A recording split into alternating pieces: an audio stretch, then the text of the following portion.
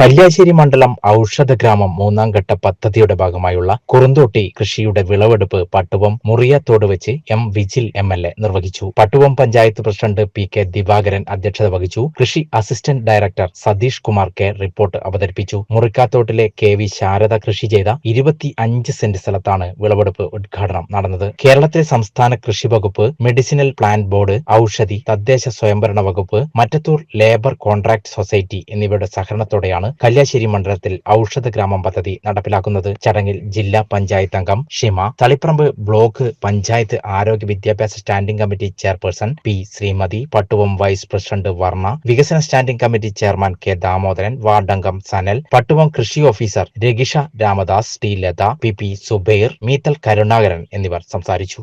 ഇന്ന് കാണുന്ന ഈ ഔഷധഗ്രാമം എന്ന ഒരു പ്രൊജക്റ്റിലെത്തി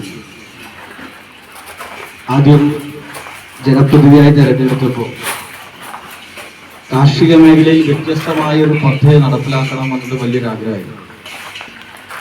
അങ്ങനെ SM കോളേജിൽ നിന്ന് റിട്ടയർഡായ നമ്മുടെ എക്കണോമിക്സിൽ പ്രൊഫസറായിരുന്ന നമ്മുടെ സാൽ മാഷ്, അദ്ദേഹമായിട്ട് ഞാൻ ഈ ആശയം സംസാരിക്കുകയും അദ്ദേഹം ഇതുമായി ബന്ധപ്പെട്ടൊരു പ്രൊജക്റ്റ് എനിക്ക് തയ്യാറാക്കി തരികയും, ആ പ്രൊജക്റ്റിൽ നമ്മൾ ആലോചിച്ചത് കുറുന്തോട്ടി ആയിരുന്നില്ല, രാമച്ചമായിരുന്നു.